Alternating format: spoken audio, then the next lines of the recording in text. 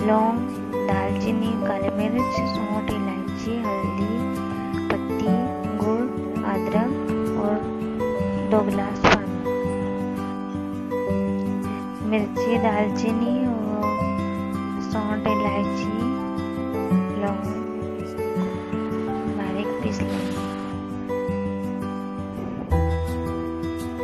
2 गिलास पानी लेंगे, बाउल में लेंगे।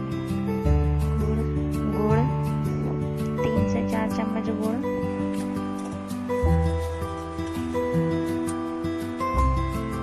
अदरक, हल्दी, तुलसी के बीज और पत्ती, ये दरदरा पिसा हुआ गरम मसाले का पाउडर 1 चम्मच।